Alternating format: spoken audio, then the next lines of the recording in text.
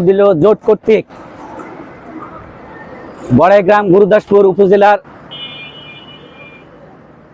MP প্রার্থী জনাব আব্দুল হাকিমের প্রচারণা একটা অংশ হিসাবে বনপাড়া পৌরসভার প্রধান নির্বাচনী অফিসের সামনে আয়োজিত আজকের এই বিবৃতি, যেই বিবৃতিতে আমি বলবো যে আজকে আমাদের যে অফিস উদ্বোধন হয়েছে, এই অফিস ঐতিহাসিক অফিস। এই অফিস তৃণমূল মানুষের কাছে পৌঁছার জন্য একটি অফিস। এই অফিসের মাধ্যমে আব্দুল হাকিমের সকল মেসেজগুলো সাধারণ মানুষের কাছে পৌঁছে যাবে ইনশাল্লাহ।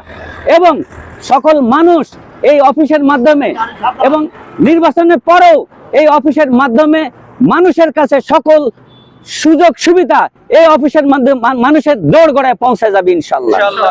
আব্দুল হাকিম এই অফিসকে একটা মডেল অফিস হিসেবে ইনশাল্লাহ এখানে প্রমাণিত করবে এবং এই অফিসটাই বড়াইগ্রামের সকল মানুষের কাছে সকল সুবিধা নেওয়ার একটা মাধ্যম হিসেবে গণ্য হবে।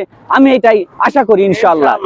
আমি এইটা সবার কাছে এই আহ্বান জানাবো, এই অফিসকে স্থায়ী করার জন্য আব্দুল হাকিমকে বড়াইগ্রাম গুরুদাসপুর আসনে আগামী 12 তারিখে এমপি হিসাবে মনোনীত করে ভোট দিয়ে তাকে সংসদে পাঠিয়ে আমাদের এই অফিসকে স্থায়ী করার একটা সুবর্ণ সুযোগ মানুষকে গ্রহণ করার জন্য আমি আবেদন জানাচ্ছি।